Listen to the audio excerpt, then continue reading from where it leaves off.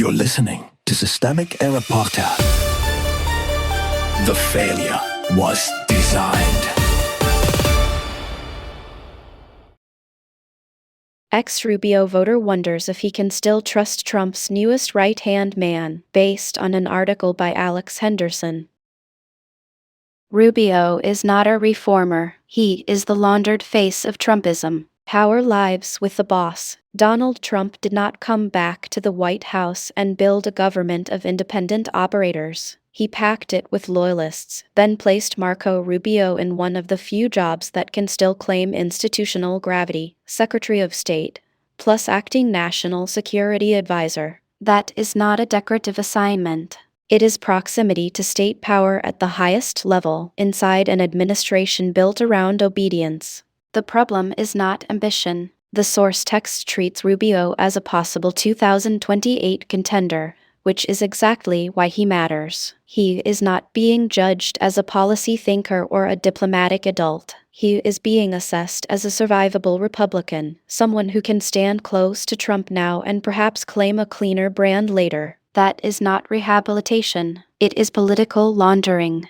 Rubio's value is that he can still be narrated as a pre-MAGA conservative, even while serving inside a machine that rewards submission. The story's most revealing image is not one of statesmanship. It is Rubio saying through the Oval Office humiliation of Volodymyr Zelensky while Trump and J.D. Vance berated him. That is not incidental texture. It is the political audition. Complicity is the credential. Matt K. Lewis's discomfort is honest, but it also exposes the trap Trumpism creates for everyone around it. Once a politician accepts a top post in an ultra-MAGA government, every future claim to independence has to pass through the fact of service. Rubio is not being dragged into this arrangement by accident. He chose to remain inside it, and the article does not show any meaningful evidence that he has used his office to resist the regime he serves.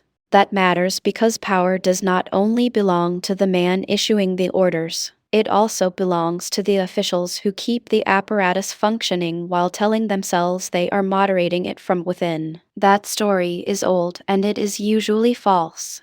The purge did the work. The article gets closest to the real diagnosis when it notes that any Republican who remained opposed to Trump has already been purged. That is the structural fact under all the hand-wringing. Trump did not merely win a party, he narrowed the permissible range of Republican survival. Once dissenters are expelled, sidelined, or intimidated out of relevance, the remaining viable figures are by definition compromised. The problem is not that Rubio is uniquely slippery. The problem is that Trumpism made slipperiness a prerequisite for advancement. The system rewards those who can endure contamination and still sell themselves as normal later.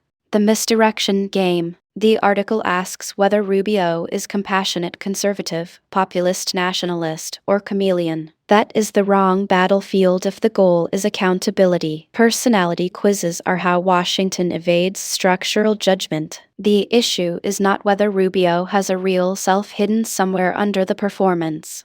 The issue is that he has attached himself to a power structure whose behavior is already visible. That is how elite politics preserves deniability. Harm is recast as ambiguity. Submission is framed as strategic influence. Collaboration is described as complicated motive. Meanwhile, the institution keeps moving. The Republican future is already contaminated. If Rubio becomes a plausible 2028 nominee, that will not signal a return to Reaganism or a post-Trump correction. It will signal that the party has successfully trained voters and donors to accept Trump's residues with a cleaner haircut and softer vocabulary. The brand changes, the structure stays. That is the larger pattern here. Authoritarian politics rarely survive on one man alone. They survive by recruiting ambitious people who believe they can outlast the rot, then using them to normalize it. Rubio is not proof that Trumpism has softened. He is proof that it is learning how to inherit itself. You've been listening to Systemic Error. Thanks to Alternet for today's article. With the automated voice of Amy, thanks for listening.